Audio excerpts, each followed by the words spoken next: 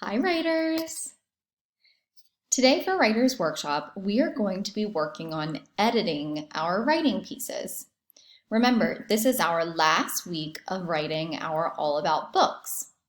Now, we've talked about editing before. You guys already know how to do this. This is when we try to make our writing super easy to read for our reader. There are many ways that we can edit. The first thing I want you to look for is to double check that you have finger spaces between each of your words. You can also go back and add to your pictures to make sure that they really support what you've written. When you are writing, make sure that you've written a letter for each sound that you hear. So I know some of you are saying at home, it's too hard to sound out those tricky words. But remember, if you think of your word like a rubber band, you're going to want to stretch out all the sounds that you hear and write a letter for each. Double check that you have a capital letter at the start of your sentence. And also make sure you have a punctuation mark at the end of your sentences. Is there anything else we could work on? Make sure that you don't have any scribbles for handwriting. Be sure that you're forming your letters just like how we would during foundations. I'm going to show you how I edited my writing.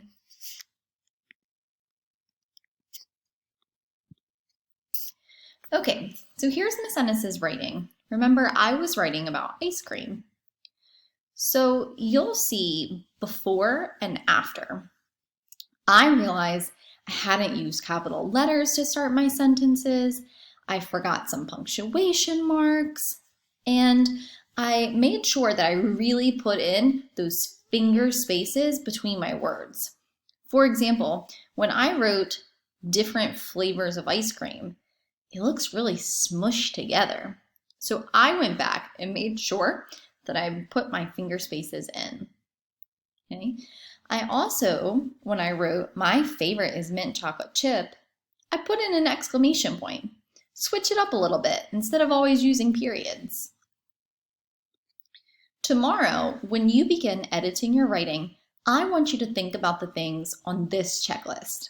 This is our kindergarten writing checklist, and a lot of you already do these things. So you're going to think about, could you read your writing? Did you write a letter for each of the sounds that you heard? Did you use your power words to help you spell? Did you put finger spaces in between your words? Did you only use lowercase letters unless a capital was needed?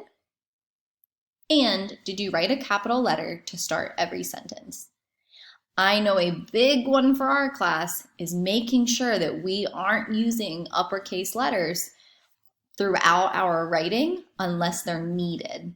Okay, so remember, we only want to use an uppercase letter if it's the beginning of the sentence or if it's somebody's name or even a specific place. Okay?